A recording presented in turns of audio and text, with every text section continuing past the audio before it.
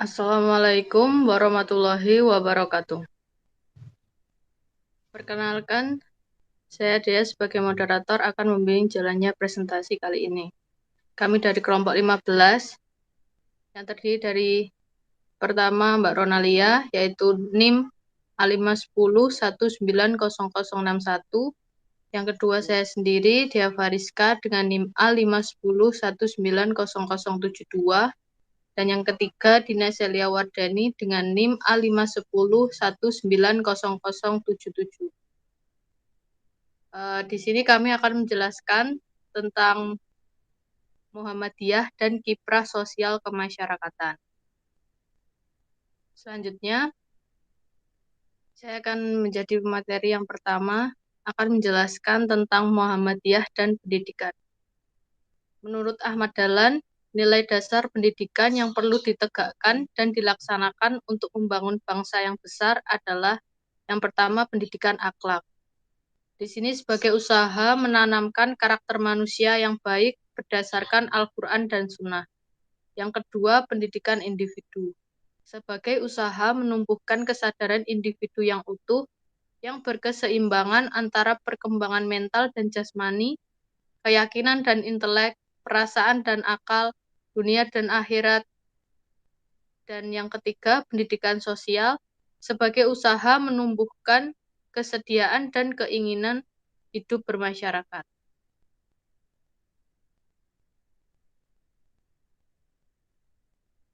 Selanjutnya, Mbak Rona.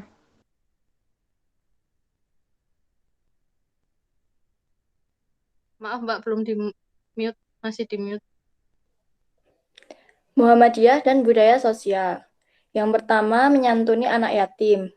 Adapun jenis bantuan yang diberikan antara lain, yang pertama, bantuan uang bayaran SPP, yang kedua, bantuan uang dan keperluan alat-alat sekolah, yang ketiga, bantuan pinjaman sementara untuk menunjang usaha produktif usaha anak asuh, yang keempat, bantuan bahan pangan untuk peningkatan gizi.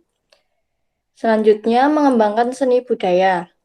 Muhammadiyah pernah memiliki lembaga yang disebut ISBM, yaitu Ikatan Seniman dan Budayawan Muhammadiyah.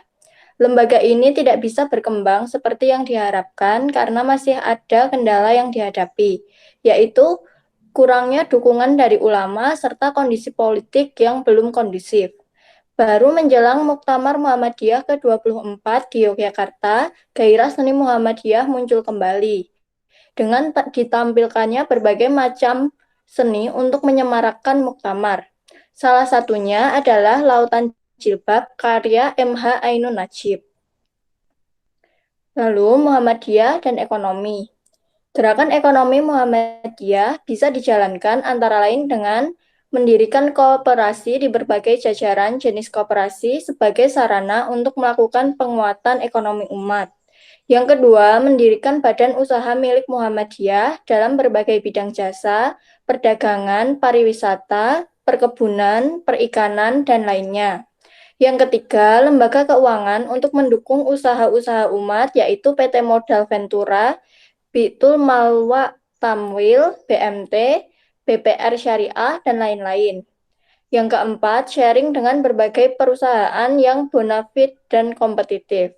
Yang kelima, membangun jaringan informasi bisnis, lalu membangun jaringan kerjasama bisnis dengan semua pengusaha dan koperasi, serta melakukan pendidikan keterampilan tentang pengusaha teknologi, produksi pengemasan, manajemen, pemasaran, dan pengembangan sampai kepada ekspor-impor.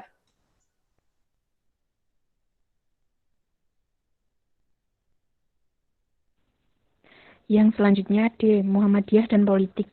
Sikap politik Muhammadiyah telah jelas bahwa Muhammadiyah tidak berpolitik praktis, namun dalam kondisi tertentu mengambil sikap politik yang jelas. Dari perspektif normatif teologis, sejatinya sikap Muhammadiyah dalam mendudukan domain dakwah dan politik ataupun relasi antar keduanya memiliki pijakan yang tepat dan jelas. Terbaca dalam sirah Nabawiyah tentang bagaimana Rasulullah Shallallahu Alaihi Wasallam bersikap terhadap berbagai tawaran masyarakat Quraisy. Termasuk diantaranya beliau diminta secara aklamasi untuk menjadi pemimpin bangsa Arab. Tawaran politik tersebut disikapi dengan sangat cerdas dan bahkan dengan bahasa yang puitis.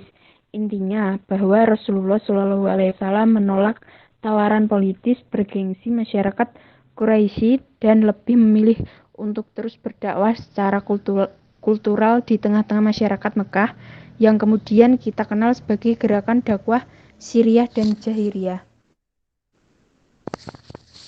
Yang Muhammadiyah dan tantangan Ghazwul Fikri, mitos atau fakta, mitos atau realitas. Perang pemikiran atau Ghazwul Fikri adalah sebuah cara lain dari Barat untuk menghadapi umat Islam, khususnya merusak sendi Islam keseluruhan. Dengan Islam terdapat perbedaan dalam menyikapi istilah Ghazwul Fikri.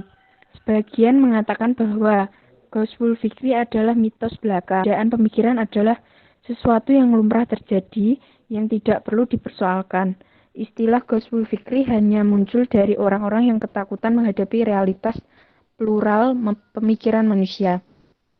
Yang kedua adalah benturan peradaban Barat dan Islam. Skenario Clash of Civilization dari Samuel Huntington merupakan mata rantai dari upaya hegemoni peradaban dan pandangan hidup Barat atas peradaban Timur, termasuk dan terutama Islam.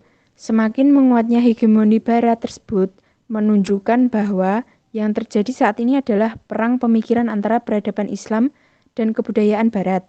Eksposisi Huntington yang mengatakan bahwa konflik yang terjadi bukanlah konflik agama dan ideologi, tetapi konflik kultur dan peradaban. Yang ketiga, pokok-pokok pikiran liberasi pemikiran Islam.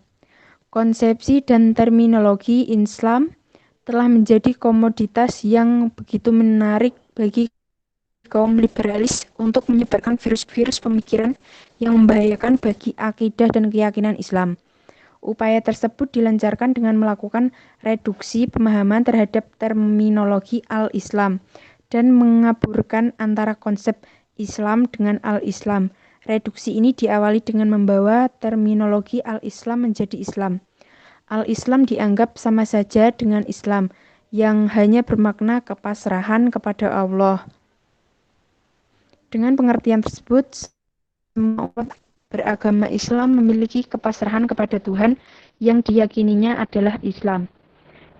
4. Strategi Muhammadiyah menghadapi Ghazwul Fikri. Dalam menghadapi tantangan Ghazwul Fikri, dalam berbagai bentuknya, Muhammadiyah harus istiqomah dalam kita.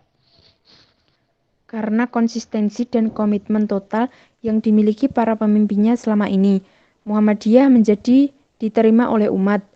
Muhammadiyah menjadi lestari dan survive dalam masa yang cukup panjang. Bahkan tidak hanya survive, tapi terus berkembang pesat dalam membangun umat dan membina bangsa.